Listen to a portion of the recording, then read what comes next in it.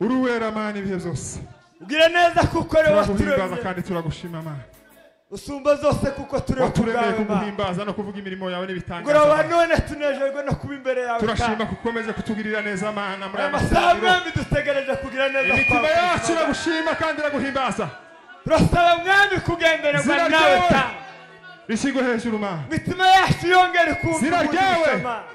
ryamamare mana kubera ko uri umunyembaraga nyiri tugiye kumva ijambo ryawe mana kubera ko kugira ijambo neza ryawe Mana. rizari imbaraga kuri twe kubera ko ari ribe ubuzima kuri twe mana mugaragu wawe ugiye kuvuga ijambo ryawe wimbazwa kubw'imbaraga zawe Mana. muvugiremo ntaba ari we mana reka uyu mwanya uzogambire ahubwo ijambo ryawe tugiye nibwo kumva ribashe kurema imitima icitse intege ubwisa bwawe butumurikire ribashe kugera buri wese bana kubwo kwawe kutuyeho Mana.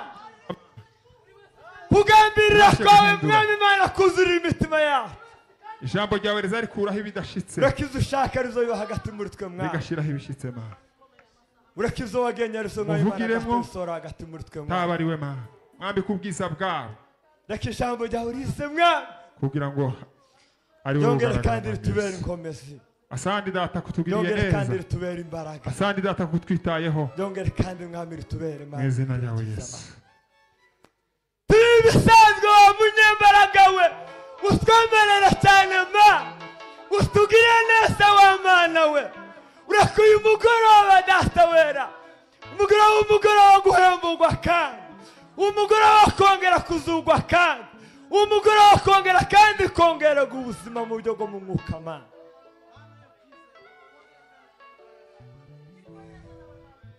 mugaragu wawe mana wagurikirwe no kuvuga izo wateguye mana umubashishe ubwiza bwawe mwami yesu imbaraga zawe kunesherezwa nawe gutsindishirizwa nawe kurengerwa nawe kuvugirwa nawe haleluya haleluya haleluya imitima yose iri aha mwami itegereje mwami wewe hari abategereje guhemburwa hari abategereje kuruhuka mana hari abantu baremererewe wa mana abo bose wa mana we ureke ijambo ryawe rizana umuti mwiza ubashe komora haleluya yesu abakiri mu mwijima babashe kumurikirwa n'umucyo w'ijambo ryawe abarushe bose babashe kuruhurwa nawe abananiwe bose babashe gushobozwa n'ijambo ryawe kubera kuko mwamara izo mbaraga z'abizera kubera kuko ari bwo butsinzi bwacu kubera kuko arizo zose mwana data urakoze kuko ugize neza kandi urakoze kuko tubaye mu ruhande rw'izina ryawe Yesu amen amen Bwana asifiwe. amen Murakoze Imana bamugisha. barikiweni sana na Mureke Mungu dutuze twumva ijambo ry'Imana. wacha tunyenyekee tusikie neno la Mungu Ubutumwa rakaze karibu mnenaji kugira ngo tugeze ijambo ry'Imana.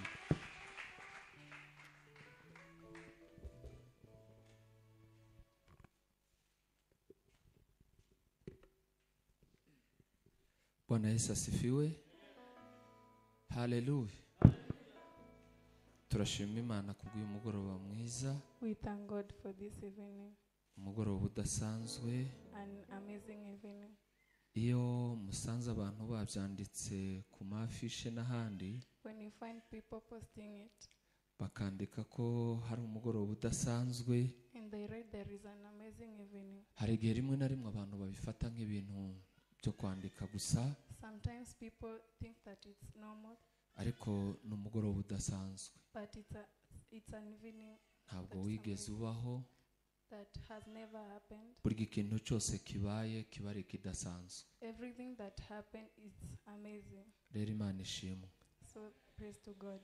Turashima kubw'uyu mwanya mwiza nanone twongeye kubona wo kuganira ijambo ry'Imana. We thank for this time that we are given to talk about the word of God. Ntabwo biba byoroshye, It's not easy. n'Imana izidushoboza. It's only God. Turashimira abantu bose bagize umwete wo guterana. We thank everyone who gathered here. ndabizi neza kuko hari benshi bafite impamvu zatumye badaterana, I know many, they have so many reasons that they couldn't ariko be kandi here. hari n'abandi batabitekerejeho kuza guterana. But there are some of them, they did not think to come here. Kimwe mu bintu biranga ububyutse One thing that shows, ni inyota yo guterana, one thing that shows revive is to come here, and ni ukugira inyota yo guterana. is to come here. Nanone ni kimwe mu bigaragaza gukura kw'abakristo, It's one thing that shows to the growth of a Christian. inyota yo kuza mu materaniro. They're thirsty to come in the service. Zaburi, mu gitabo cya Zaburi, In the book of Psalms, umwanditsi yaravuze ngo njyewe narishimye ubwo bavugaga ngo tuje mu nzu y'Imana, a writer said he was happy when they told me to come in the akiri house of amakuru God. y'uko tuzaterana. It was still news that we Iwe ngo gather yatangiye here. kwishima bakibivuga. He became happy while they were talking Rero mwebwe about it. abagize umwete n'umuhate wo kuza Imana ibaha umugisha. So everyone who thought and come here, God bless. Abasangwa Members of here n'abashitsi murakazi. and guests, be Bene welcome. data turakwishimiye cyane Our brother here, we are happy for you kubwo guterana hano iwacu. by coming here. Tware duherukana, njye nari mperuka iwabo hashize iminsi, ntabwo ari mike kandi si myinshi. It's been long since I went to their home. Twabariranye umugisha. We were a blessing to each other. Nuko niko bijya bigenda. That's how it is.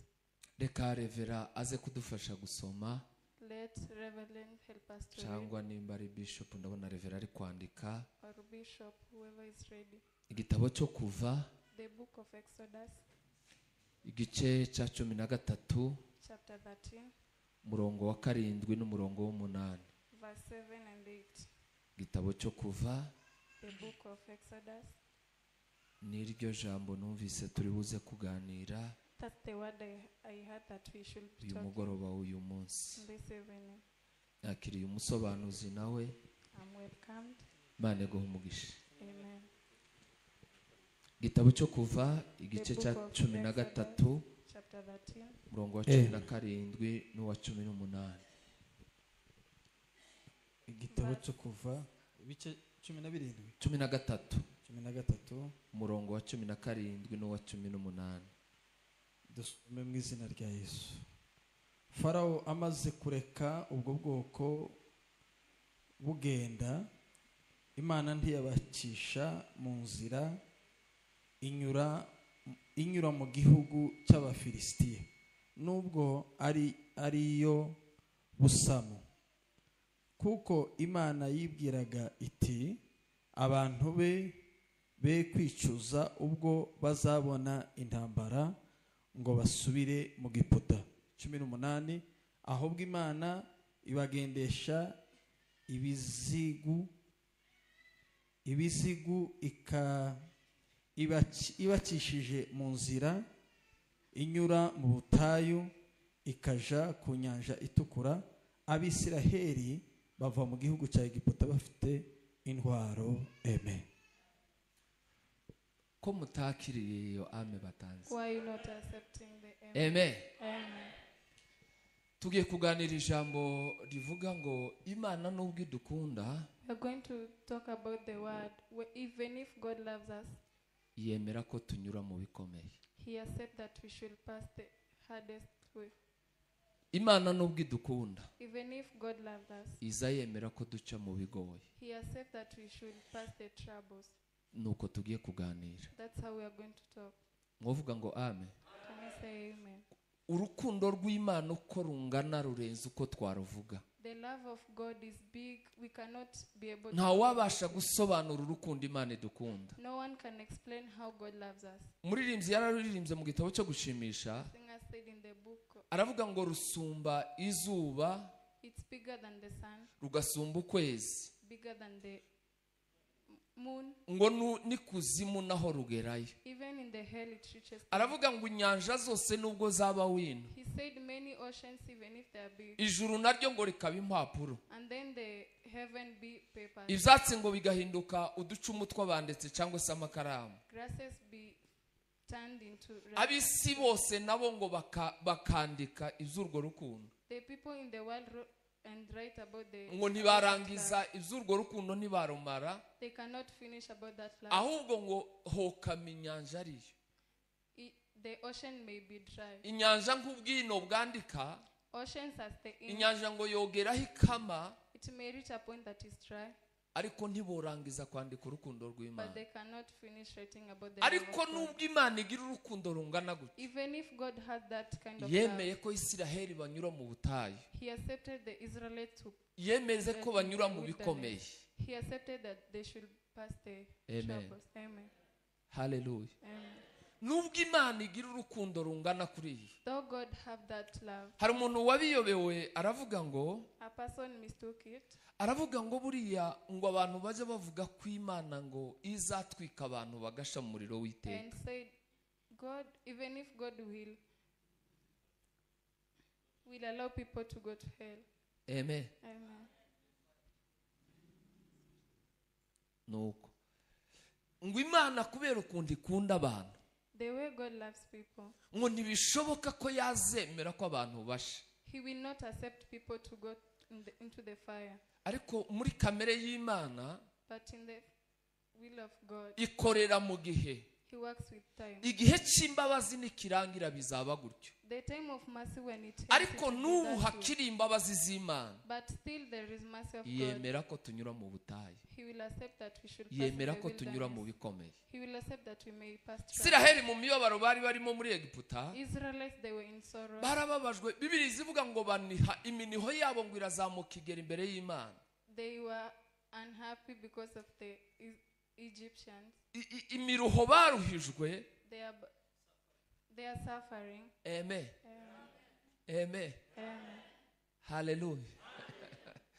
Uburetwa babayemo The slaves they went into, nabwo bwarimo impamvu y'Imana niyo yari yarabishaka. it was in the will of God. Kandi Imana yari yaragenye igihe bagomba kumara cyashira bagataha. And God planned about the time they will stay Bagiye there. kuva muri Egiputa, When they wanted to come out of Imana Egypt, yabakuje y'amaboko akomeye cyane. God removed them with great Hari hand. imbaraga yagaragarije kuri Farawo There is power that showed kugeza until ubwo Farawo yicaye n'ingabo ze. until the time Pharaoh sit with his Amen. army. Amen. Iravuba nyaba. Ihagarare. Kuko uyu munsi ntabwo ndi bwitonde cyane. Naza mvugana na nyabami gusa. Bwana Yesu asifiwe. Amen. Hallelujah. Amen. Ye gutanga hallelujah. Tuzamura ibiganza. Hallelujah. Hallelujah. Ha! Amen. Imana yerekanye amaboko yayo akomeye cyane kuri Farawo. God shows his great hands to Pharaoh Kugeza ubwo Farawo bicaye n'ingabo ze, until Pharaoh sat with his army baravuga ngo nimutinye uru n'urutoki rw'Imana. and said, "Be afraid, this is the hand of Babona God." ukuboko kw'Imana irwanirira Isiraheli. They saw the hand of God fighting for Babona Israel. izo babaye kubera imbaraga Imana ihayerekanish urukundo ikunda They saw Isiraheli. what happened because God has shown how he loves Israelites. Ariko urwo rukundo rungana gutyo But that love ntirwatumye Imana yemera ko banyuriye ubusamo. did not allow them to pass. Amen. Ubusamo Shortcuts. nuko nguko. Nanjye kamwe nza ngenda ntoramo tumwe nkatwumva. Naza numva atarakavuga neza.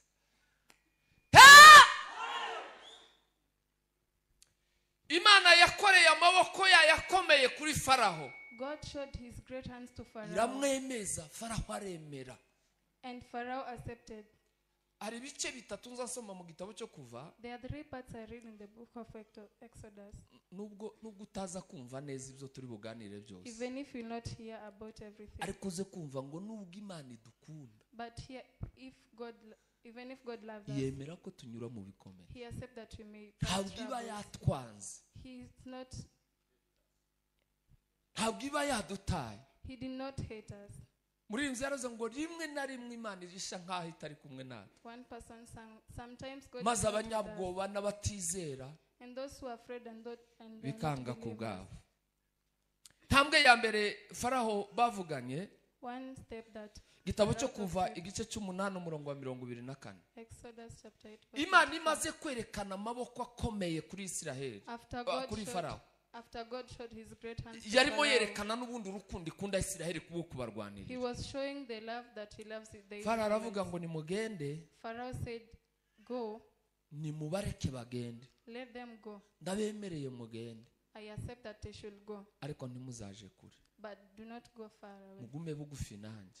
Be near to me. Ahari aho Maybe tushobora kuzabakenera mukagaruka. we may need you and then you come back. Mugende ariko ntimuje kure. Go, but don't go far. Baramubwira ngo ntibishoboka, tuzaja gutambira Imana yacu. Urumva urukundo bari bakunze Imana. Tuzaja gutambira Imana yacu bitamba urugendo rw'iminsi 3. They say Ntitwatambira they hafi. love that we love our God. We cannot go near because we are going to praise our God. Ntitwoja bugufi nawe, We cannot go near you. ntitwoba baturanye nawe. We cannot be your neighbors. Abakristo benshi mu itorero Christians in the mu church, rugendo rwabo rugana mu ijuru in their journey to go to heaven, barahagurutse, they stood, ariko batuye hafi, but they are near. batuye ku mupaka, They are in the.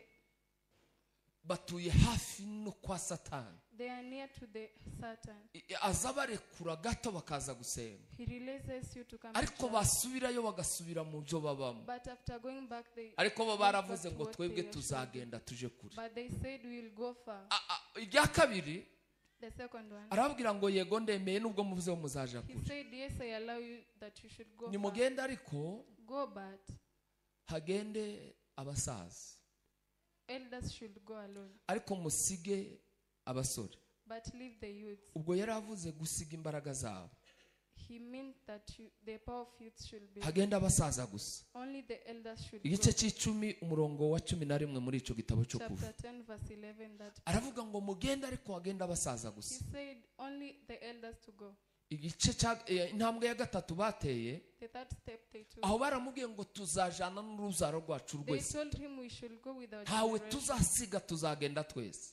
We will not leave Arababwira anyone. ngo yego noneho ko munaniranye, Yes, he said, mugende ariko musige imikumbi yanyu. go, but you should leave your. Iyo usoma ku gice cya 10 umurongo wa 24, When you read in the chapter 10 verse 4, izo ni intambwe zitatu bateye barimo baganira na Farawo. those are the 3 steps they took while they were talking to Bageze Pharaoh. aho ngaho, When they reached there, Farawo aravuga ngo aba bantu sabo kugumana, Pharaoh said, I should not remember Imana these people. yabo yabarwaniriye, Their God has fight imbaraga for them. z'Imana zagaragaye. The power of God has been seen. Imana irabareka barahaguruka, God allowed them na to Farawo come, araheba baragenda. and Pharaoh let them go. Muribuka Farawo abakurikira bageze ku nyanja, Imana yerekana amaboko yayo. You remember when Pharaoh followed them to Ingabo za Farawo zose the army of Pharaoh, zirimbukira mu nyanja. they were destroyed in the ocean. Nkomezi yarabiririmbye cyane, Komezi sang about it. yabirimbye neza, aravuga ngo babonye inyanja icikamo, He said they saw the Red Sea divided, babona n'inkingi y'umuriro,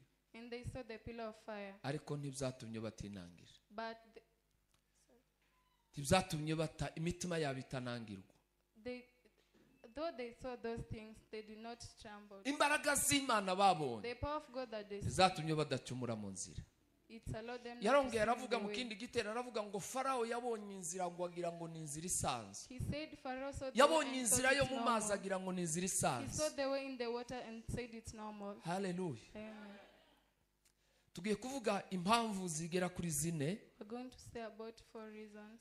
impamvu 4 zatumye Imana yemera ko banyura mu butayu. 4 reasons why God allowed them to pass in the wilderness. Nubwo yari bakunze bigera hariya, Though he loved them in that way. twasomye ijambo ry'Imana hariya, twasomye We read in the word. Bibiliya yavuze ngo, The Bible said, haleluya, Farawo amaze kurekura ubwo bwoko bugenda, Imana ntiyabacishije mu nzira inyura mu gihugu cy'Abafilisitiya, nubwo ariyo y'ubusamo, kuko Imana yibwiye iti abantu be kwicuza. Ubwo ngo yatekerezaga icyambere he thought the first thing. cyatumye bacisha mu nzira ikomeye, The reason why he ngo allowed yabonye them to ko pass in the nibanyura hard way. inzira y'ubusamo, He said if they pass the shortcut, nibanyurayo hafi bakagerayo biboroheye, if they pass the shortcuts, nibakumbura bazagaruka, when they miss their place, they will Niba- go back. nibagerayo byoroshe. When they reach in the land in easy way. Amen. Haleluya. Amen.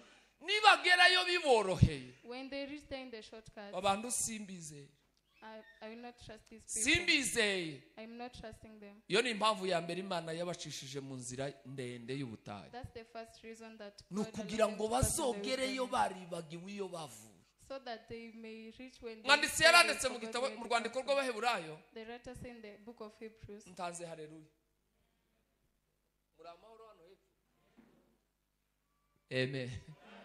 Haravuga ngo iyo bakumbura iyo bavuye, he said, if they miss where they come iyo from, bakumbura iyo bavuye, if they miss where they come ngo from, baba barabonye uburyo bwo gusubirayo. they could have seen a way to go Ariko back. kubera kuko babonaga igihugu cyiza kirusha kiriya kuba But cyiza, though they see a good place, then they ngo byatumye bakomeza urugendo nubwo rwari rugoye. allow them to continue their way. Umugabo numvise abivuga, A man I heard that said it. aravuga ngo kuva umunsi yinjiye mu gakiza, He said the time I entered the ngo yahise salvation, afunga inzira yinjiriyemo, ngo ntayo gusubira ihari, he closed the way he entered. hari iyo gukomeza gusa. He only sees the way to Imana continue. yabonye ko nibahurukayo byoroshe, God saw that if they pass the shortcut, nibagerayo biboroheye, when they reach there in the n'ubundi easy way, gusubirayo bizaborohera. going back it will be easy. Iyo ni impamvu ya mbere Imana the yemera first ko duca mu reason. bikomeye. Amen. Amen. Ni ukugira ngo It's because iyo twavuye where we come from hazabe kure mu buryo tutasubirayo. should be far that we cannot Mwanditsi be able yaravuze to go ngo back. hariho benshi bagenda ukundi. Many people they walk Oya, in different ngiye ways. kuvuga mu rwandiko rw'Abaheburayo. Rwandiko rw'Abaheburayo, In the book of Hebrews, aho yavuze ngo twebwe undi dufite gusubira inyuma ngo where he turimo, said we should not go back. ahubwo dufite guteza imbere kugira ngo dukize ubugingo We bwacu. have to continue so that we can Havu save ya our mbere lives. tugomba kunyura mu butayu. The first reason we should pass in the wilderness, Impamvu ya mbere Imana yemera ko tunyura mu bikomeye, the first reason that God allows us to pass ni the ukugira ngo troubles, nidutambuka it's because when we pass, uzatinye gusubirayo kuko mu nzira hari you ibisabo. should be afraid to go back. Ni ukugira ngo numara kunyura muri ibyo bikomeye, It's because when you pass in those hard ways, ntibizakorohere gusubirayo, that it should not be easy uko for you warwanye to go kugira back, ngo ugere aho ugeze. because you thought that you should be where you Cya are. kabiri, The second one. cya kabiri tunyura mu bikomeye, The second that we pass trouble, ni ukugira ngo Imana itwigishe. it's because that God should teach us. Ni amasomo y'Imana They are lessons of God, kugira ngo so that irebe urukundo tuyikunda. He sees the love we love Him. Mwovuga ngo amen. Iyo unyura mu bikomeye, When you pass in the hard way, iyo unyura mu bigoye, when you pass hari impamvu zabyo kugira ngo werekane urukundo there rw'Imana. are reasons that you should show the love of God. Iyo urebye abakristo b'iki gihe, When you see nowadays Christians, hari situwasiyo zimwe bageramo there are some situations that bakavuga they ngo pass, Imana ntiriho, and they say there is no God. ngo Imana yagiye he, Where is God? Imana yarantaye, God left me. Imana yaranyibagiwe. God forgot about me. Ahubwo Imana ibibirekuye But God allows it kugira ngo werekane urukundo ukunda so Imana. that you show the love that you love Iyo ni God. impamvu ya kabiri kunyura mu butayu. That's the second reason. Amen. Jambo rya mbere, Imana yemera ko tunyura mu bikomeye The first one, that God allows us to pass the troubles kugira ngo tuzogereyo bitoroshe. so that we may reach there. Nutekereza gusubirayo byange kubera ko waciye When mu you think bikomeye. going back, it will be hard for you. Iya kabiri, The second one, tuba turimo twiga. that's a lesson we learn. Imana ibi yayitwigisha. That's a lesson we are Ngo given by irebe God. neza ko urukundo tuyikunda He sees the love we love Him, uko rungana. how it is. Hari uwatubwiye umunsi umwe, A person told us aratubwira ngo buriya abantu baza burya bariya mwumva bashima ngo iwe ngo Imana isigaye imusubiza vuba, those that you hear that God answers me, ngo ntabwo igitinda kumusubiza ngo asigaye asenga ngo akaba arashubije. that when I pray, God answers. Hari uwatubwiye ngo buriya ni ukubembereza, ni ukukubembereza, That's it. ngo Imana iba itarakwizera cyane, God does not trust ukabona you. ko nitinda kubigukorera uri buze kubivamo. He sees if He does not answer you, you Ibihaye go away kwengesha, from it. ni ukukuresha.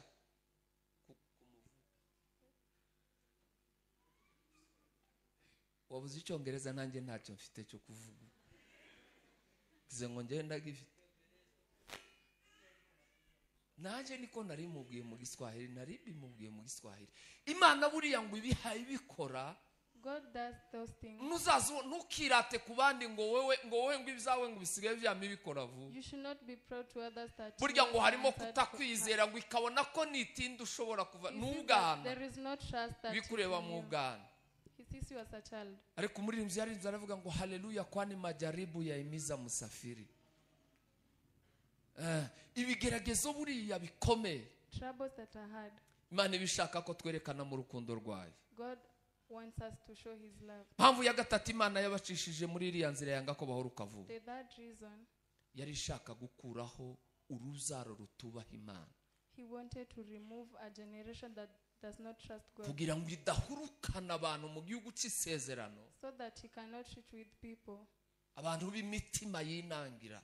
With people who have a hard heart. Hallelujah. Muribuka umunsi Mose yagiye kuzana amategeko. You remember the time Moses went ruhande to nta come with muntu the numvise wavuze commandments. ame ubu nyine. Amen. Amen. Numvise hano ariko hangaha. Amen. Amen. Hey, hamwe muzamura amajwi. Raise your voice. Aba ni batishike twumve bari. Amen.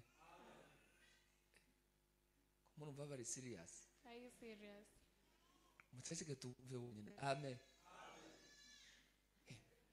Hano birashoboka ko bagize amafungo. Hano twumve amen. Kanisa riri hano Bwana Yesu asifiwe. Ya, narimvuze icya gatatu gituma tunyura muri ibyo bikomeye. The third thing that we should pass. Imana ngo yabikoreye kugira ngo irimbure imareho ikizazi kitubaha Imana. God did it so that he can remove the Umunsi generation that does Mose yagiye kuzana amategeko ngo basigara bavuga ngo akamasa niyo Mana yabakuye muri Egiputa. The time Moses went on Mount Sinai to bring the commandment, they left with a calf that should say that it's God who removed. Ngo yasanze bahaye baramya bakikubita hasi akamasa bakoze mu maherene bakavuga ngo ngiyi Imana yadukuye muri He Egiputa. found them worshiping a calf that while they were saying this is the God that who removed us in the Egypt. Hallelujah. Imana ngo irarakarira avuga ngo igiye kubica bose bamareho bashire. God was angry and he said, Nimara ngo ireme muri Mose ngo ikizazi cyubaha Imana. And then create from Moses a generation. Baganiriye n'Imana, Imana Mose aza kugarura Imana, Imana isa n'iyisubiyeho. Moses said a conversation with God. Iravuga ngo ntabwo nkibarimbuye. And God said, Ariko rero ngiye kubanyuza iyi nzira y'uruzerero. But you're going to pass in the hard way. Kugira ngo aba bose bafite ibi bitekerezo. So that everyone who has that thought. Kugira ngo imitima y'aba bantu bose bemera kwiki kimasa cyabakuye muri Egiputa. So that everyone who believes that this is the calf who brought them from Egypt. Bamarire mu butayu. I should destroy Bashirire mu them in nzira. the wilderness. Indi nzira yo gutinda. The other way. Indi nzira yo guca mu butayu. Another way to pass in the wilderness. No kugira ngo Imana is that God igucure igutunganye. So he prepares you. Kugira ngo uvemo turiya twose twatuma utinjira mu gihugu. That he removes you everything that you thought that. Iyo kunyuza mu bikomeye. When you pass the hard. Ibihaye igutunganye. It prepares you. Kugira ngo ikumaremo ubukana bwose bwa kamere. He may finish you all the viruses. Kugira ngo ubone uko uzaragwa igihugu neza. Amen. Amen. Yari mishaka impamvu niyo kangahe tugezeho ya gatatu kugira ngo imareho uruzaro rutubaha Imana. He wanted to remove the generation who does not. Kugira ngo izahurukane ikizazi cyubaha Imana. He may reach with those who respect him. Mpamvu ya kane. The fourth reason. Iyo usoma mu gitabo cya Yoshua. When you read in the book of Joshua. Tuwasome kugira ngo nze kuvuga iyo mpamvu ya kane. Let's read so that I may say the fourth reason. Gitabo cha Yoshua. The book of Joshua. Igice cha 11. Chapter 11. Murongo wa 20. Verse 22. Murongo wa 22. Reka nsome. Nta muntu n'umwe wo mu Banaki wasigaye mu gihugu cy'Abisiraheli keretse Igaza n'Igati na Ashidoti niho hasigaye bamwe. Amen. Amen. Mwebwe simbamenye uko mbagira nidusohoka. Aba bantu nibo turi kumwe gusa, abandi muri he? Amen. Korari raha hepfo tuzorepeta umunsi umwe turebe ukuntu biza kugenda. Narivuze iki gice dusomye abatahabonye n'igitabo cya Yeshuwa kugira ngo tuze kuvuga intambwe ya kane yabanyujije mu butayu. So that we may say the fourth reason. Impamvu ya kane, the fourth reason, ni ya kane, ni ukubatoza kugira ngo bazaba barwanyi beza. To train them that they become good fighters. Kwari ukubagira abarwanyi beza. Was to become good kwari fighters. Ukubatreninga kuko yarazi ko mu gihugu they were to be trained. He knew hari izindi ntambara bazahura nazo bageze muri Kanani. There are other battles that they will meet. Kugira ngo ibagire abasirikare beza. He wanted to make them good soldiers. Muzamuri ibiganza duheze Imana icyubahiro. Hallelujah.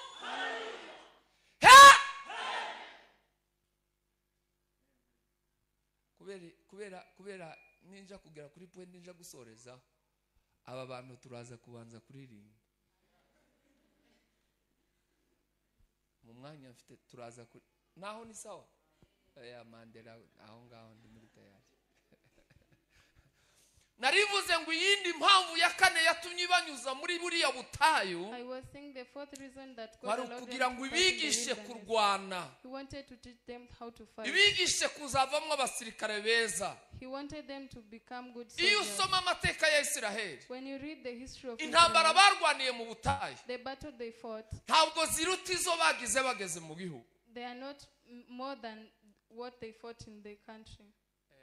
Amen. Intambara bagize zikomeye nizo bahuriye nazo muri Kanani. The battle that were hard is when they found. Yararirimbye bigizi. He sang about. Aravuga ngo biragatsindwa kuticwa n'inzara yo mu butayu.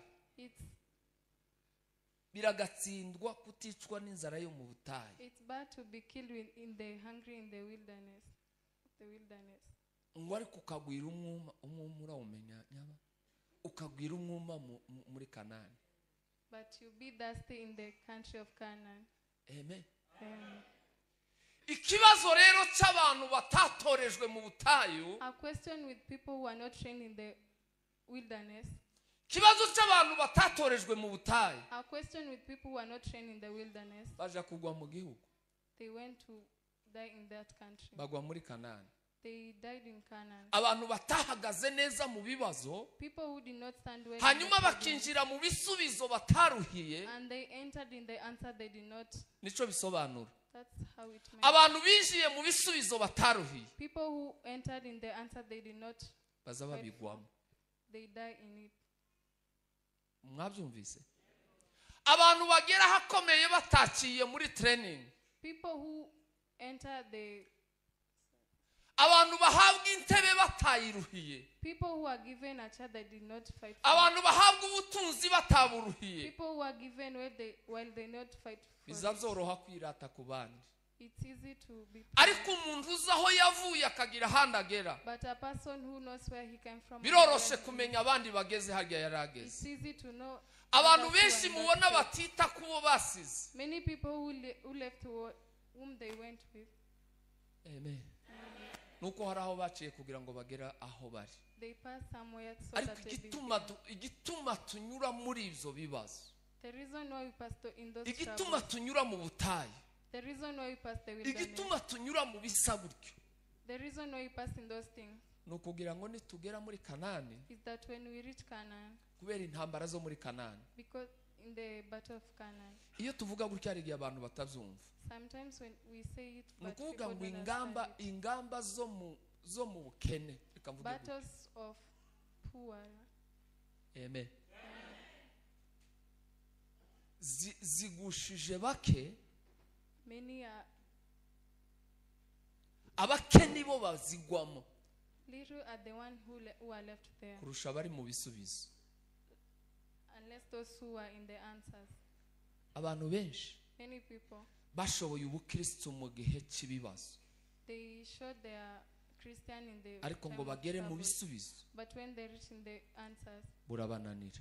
They were not able to continue. kubera kuko batatahuye ko cya gihe banyuzemo Because they did not think about the time they cyari cyo kubatreninga it was to be trained kugira ngo bazagere mu gihugu, so that they may reach the country. intambara zo mu gihugu bazazigwane neza.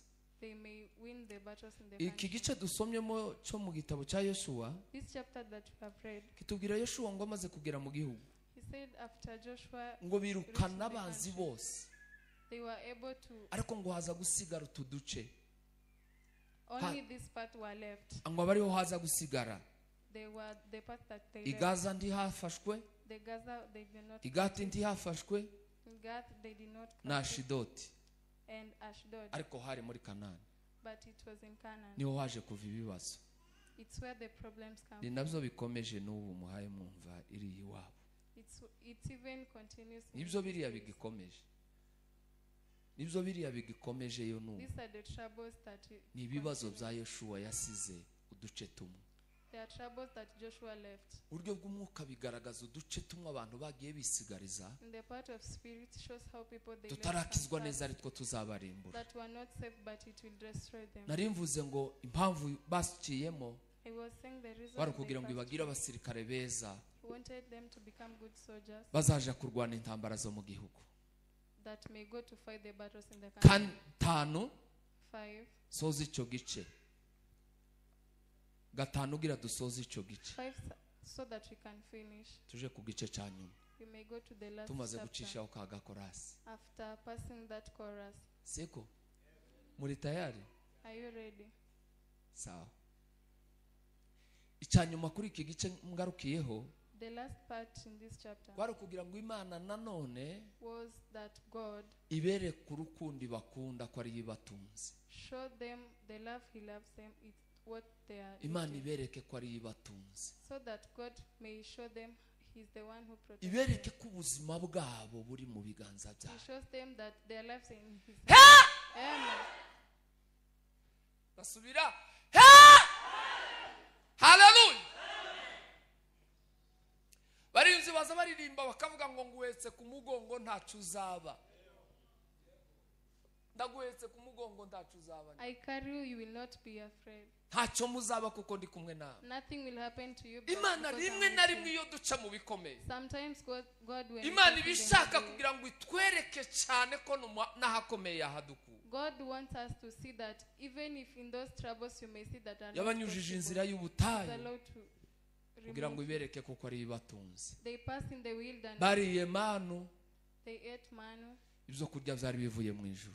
The food came from Imana heaven. yazigira ngo ibereke God wanted them to see. bagomeze babona Imana, He wanted them, ariko nticyatumye batavuga ngo ngiyi Imana yadukuye muri Egiputa. but they did not say that this is the Amasomo God ntabwo who brought us bayafashe. from the Egypt. Icyo Imana yashakaga kubereka ntibakibonye. What God wants them to. Iyo yabahaga ibyo kurya batazi iyo biturutse, He gave them food while they not kwari know ukugira where ngo it comes ikomeze from. ibereke ko ari ibatunze.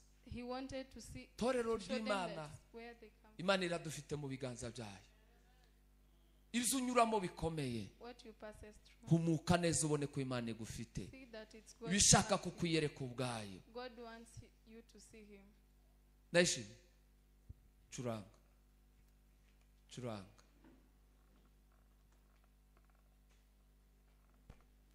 Mukunga mugufi ya korari hano hepfo. Mwebwe ko musigaye yeme. Uzi ko none mutaza mwikiriza.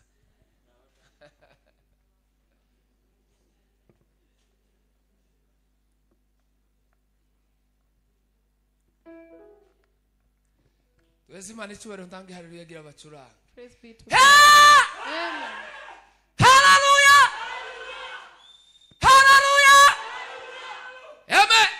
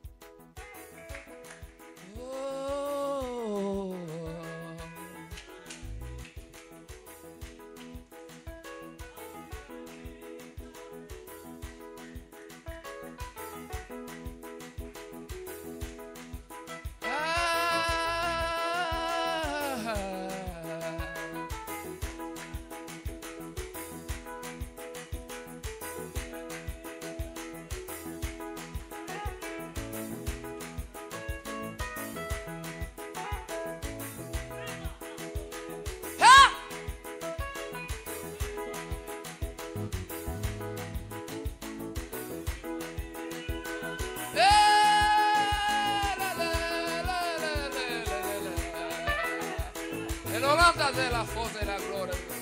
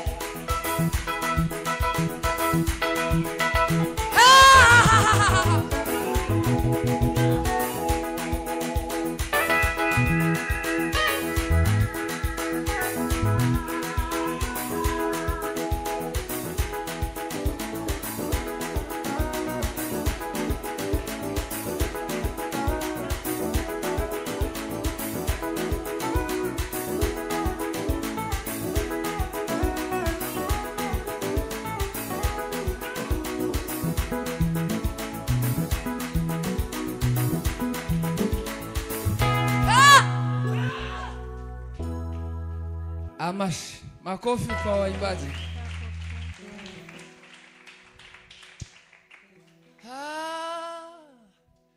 Tausi afanye hayo yote bado nitaamini.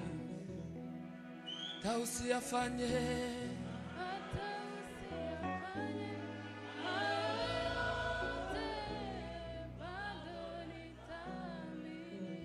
waweza tu maneno la uzima.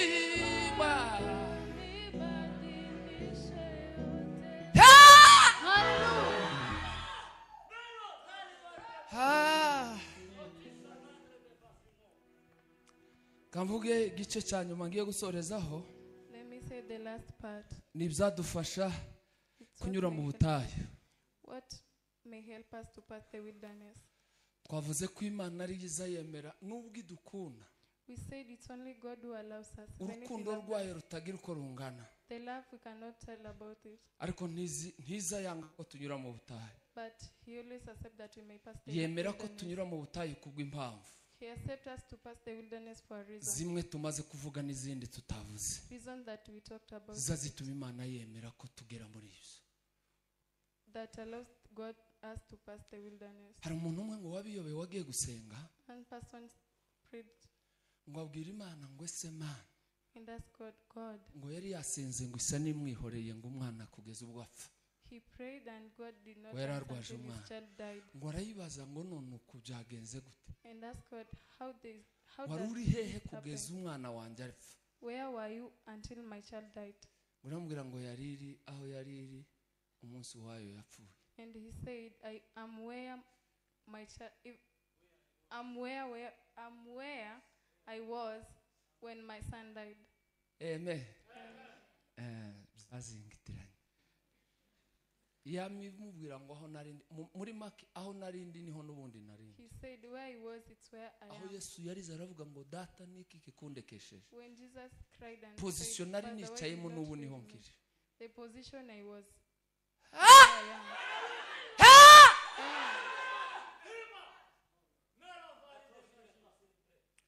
Ndimo ntekereza ni mugoroba I was thinking yesterday in the kucyo turi evening buganire uyu munsi. what we'll talk about. Arabanje kuvuga ngo tuvugane hejuru y'umwuka wera. I thought we should Kubera talk ko about mukiri mu the mwuka wa Holy Spirit. Pentecost. You're seeing the spirit Angaza of numva ko twari Pentecost. kuvugana nyuma yo kwakira umwuka. I was thinking about saying Ibimenyetso after z'abantu the bakiriye umwuka. signs of people who Abamugira accepted the icyazamara Holy mu buzima Spirit, bwabo. what it means in Kuko their habayeho lives. gutegereza umwuka. There was to wait the Holy Umwuka Spirit. araza arashika mu bantu. The Holy Spirit coming to people. Ngigute babayeho ubuzima babayeho batarakira umwuka nubwo babayeho bakiriye nihe tofauti. The difference between when people were Abantu waiting for bose the Holy bakiriye Spirit mwuka and now. wera. People who accepted the Holy Spirit. Uburyo bari babayeho siko bagumye kubaho. How they were, it's not. Zarahindutse. It changed. Ha! Ariko abantu benshi uko bari bameze batarakizwa n'igihe bakijwe niko bakomeza. But people before they were saved until now it's Pentecost just the same. itaraba n'igihe yabereye ni kwa kundi. Before Pentecost came there. Mbere yuko aza mu materaniro nuko agiye gusubirayo materaniro yarangiye ni kwa kundi. Before he came into the Ubuzima ni service, ukugenda after going, buhinduka. it's where they are. Mwanditsi yaravuze ngo tuva mu bwiza twinjira mu A bundi. writer said, Ikintu cya mbere kizagufasha guca mu butayu ugahoruka muri one Kanani. thing that will help you to pass the wilderness. Ikintu kizadushoboza bimwe mu bizadushoboza kunyura mu butayu. Something will allow us to pass the wilderness. Icya mbere The first one, ni ukumenya umugambi w'Imana ku buzima bwawe. it's knowing the will of God in your life. Kumenya kuko ibyo uhawe ucamo Know that what you are passing through, biri mu mugambi w'Imana. it's in the will of God. Nzankunda kubibabwira I like saying this, n'ubundi ndacyabivuga. and I'll continue saying it. Ubuzima bw'abakristo b'imperuka The life of bafite amaso abona shetani. they have eyes who see Satan. Amaso yabo akenshi abona ibyo Satani abakoreye. Their eyes only sees what Ariko Satan amaso did abona to ibyo them. Imana idukorera yarahari. But eyes who see what God did to us. Ariko iyo umenye ko ikibaye cyose nubwo cyambaye ishusho yo kuba kibi, But when you know that what is happening, ukavuga ngo nubwo bigoye gutya, even if it's hard, nubwo biremereye bigeze aha, even if it's heavy this way, hari icyo Imana yavuze. there is something that God Ngizi says. inkomezi zo kuresista mu butayu. These are Ngizi imbaraga zituremesha mu butayu. this is the power that encourages us in the wilderness. Muri amahoro hano hepfo. Amen.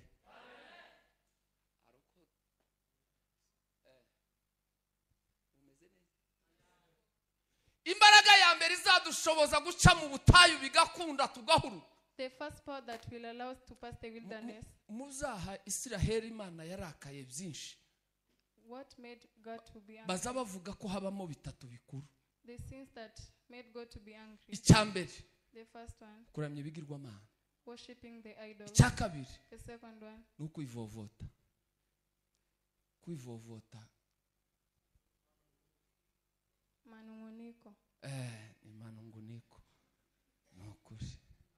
walinungunika kunungunika.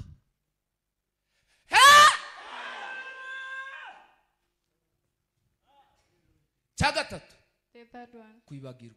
they forgot.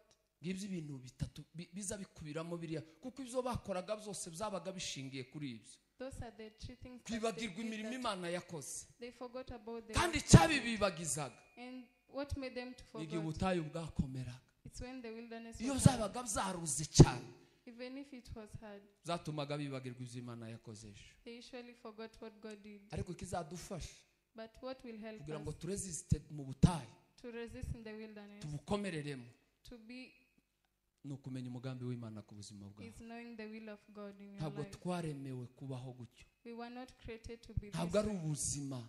This is not the life. Si amayisha y'iteka kubaho gutyo. This is not the life that we are Uzuvuga created. ngo nubwo bimeze gutyo, Even if it's in this way, nubwo mpagaze hano, though I'm standing here, hari icyo Imana yavuze ejo nzagera hari. there is something that God said. Iyo ni and imbaraga we ya did mbere there. izadufasha. That's the first Iyo ni power inyifato that- ya mbere izadufasha kuresista mu butayu. That's the first thing that will help us to resist in the wilderness. Kabiri, The second one, ni ukugirira Imana icyizere muri situwasiyo yose. it's having a trust in God, Kugirira Imana icyizere.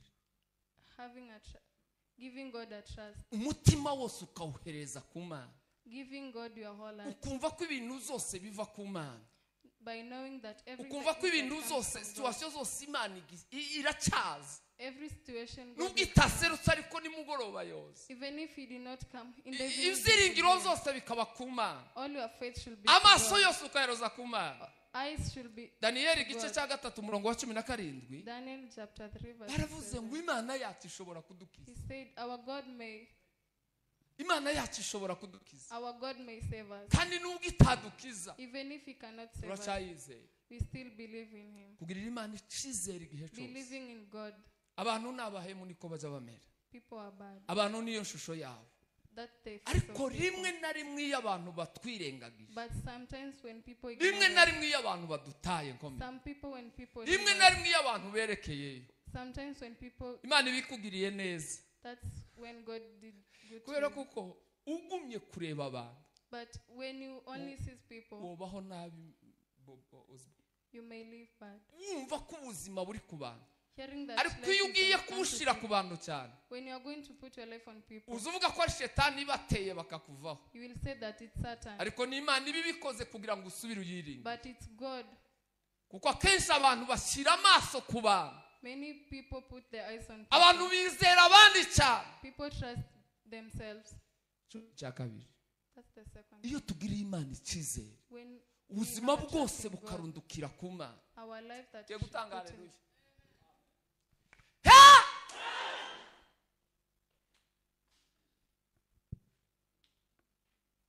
Gatatu, One, ukwihangana.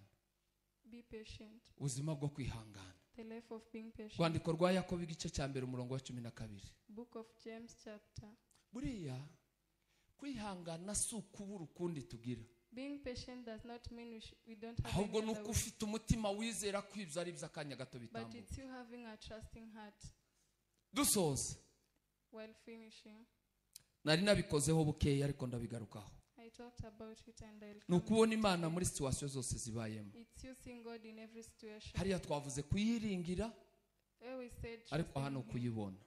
Here is to see Him. Dusomye igitabo cy'Itangiriro igice cya 45 In the book of Genesis chapter 45, umurongo wa 5, verse 5, makuru ya Yosefu. the story of Joseph. Aba bantu muri Bibiliya These people in the Bible, nza numva ko ntazamenya uko bameze, I hear that I don't know how they are. kandi wenda sinzi ko hari ubwo nohaguruka ngo mfata umwanya ungana n'uwo mfashe ntabavuzeho. I don't know if I may stand and Simbizi. then leave. Barimo n'uyu muhungu Yosefu. Joseph. Wari wamwibagiwe? Ndamukunda cyane, I love this man. ni icyitegererezo cy'ubuzima. He's a sign of Mwiga life. henshi. I learned Iyo from ngiye mu him. mbabazi nsanga ari uwa mbere, When I went to Mercy, I found niwe he's wa number mbere one. kubabarira. He's the first person to forgive. Waja mu kwihangana ugasanga ararenze, When you go into patience, he's waja mu bwenge ugasanga niwe wa mbere, in the wisdom, he's the first. waja mu guca bugufi ukamusangayo. By being humble, he's waje there. mu kwizera ukamusangayo. By trusting, he's there. Nta topiki wokoraho ngo ubure Yosefu. There is no topic that you may find Hallelujah. Joseph is there. Abwira abakuru be, He said to his elders, arababwira ngo yeme nimugire icyo mwishinja. you don't suspect yourself. Imitima yanyu ntibashinje ngo mwagize nabi. Your hearts may not. Nta mutima mubi mwangiriye. There is nothing bad you did. Ahubwo n'Imana yabikoze kugira ngo mbabanzirize muri ego. But it's God who did so that I may. Amaso abona Imana. I start see God. Amaso ahora abona ibyo Imana ikoze. I start always see God. Niba turirimba tukavuga ngo azahindura imibabaro kugira ngo atunezeze. Even if we sing that he changes sorrows Nubwo buryo so that we azabikora. may happy. That's how he did. Tukaburira shetani umwanya. We are not supposed to. Tukabura find ikintu any na time kimwe for Satan. tumwitirira. We may not find anything to put to. Iyo ubaye mu Satan. buzima butagira icyo buhereza kuri Satani, When you live in the life that you should not. ntugire na kimwe uzavuga ngo iki ni shetani gikoze. Don't live a life by saying. Uzavuge ngo Satan ubu ni will do it. ubutayu hari icyo Imana ishaka Say kunyigisha. this is the wilderness that God. Nuhagarara muri icyo kibanza, When you stand in that, bizagufasha kubaho mu buzima bw'ubutayu. you will be able to live in the life of wilderness. Haleluya.